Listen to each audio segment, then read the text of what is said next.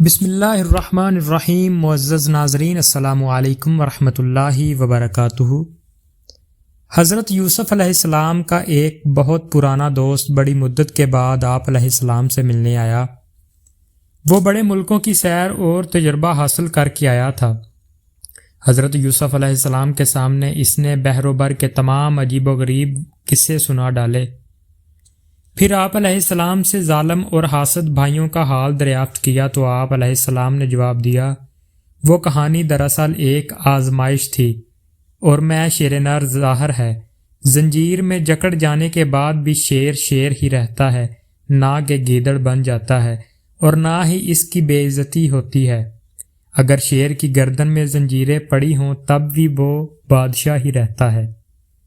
آپ علیہ السلام کی زبان سے یہ کلمات سن کر دوست نے آفرین کہا اور پھر سوال کیا کہ تم پر کنعان کے کنویں اور مصر کے قید خانے میں کیا گزری؟ حضرت یوسف علیہ السلام نے کہا، وہی گزری جو چاند گرہن اور زوال کی راتوں میں چاند پر گزرتی ہے۔ جب باتیں ہو چکی تو آپ علیہ السلام نے اپنے دوست سے پوچھا کہ تم میرے لیے کیا سوغات لائے ہو؟ کیا تم نے سنا نہیں کہ دوستوں کے گھر خالی ہاتھ جانا ایسا ہی ہے جیسے پن چکی پر گیہوں کے بغیر جانا؟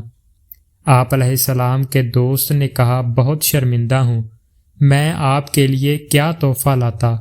آپ علیہ السلام دین و دنیا کے بادشاہ ہیں، ایک حقیر قطرہ دریا کو اور ایک ذرہ صحرا کو کیا تحفہ پیش کر سکتا ہے؟ اے میرے دوست، تیرا حسن لاجواب ہے، جس کی دید سے دوسرے لوگ تو بہر آور ہوتے ہیں مگر آپ علیہ السلام خود اس کا مشاہدہ نہیں کر سکتے۔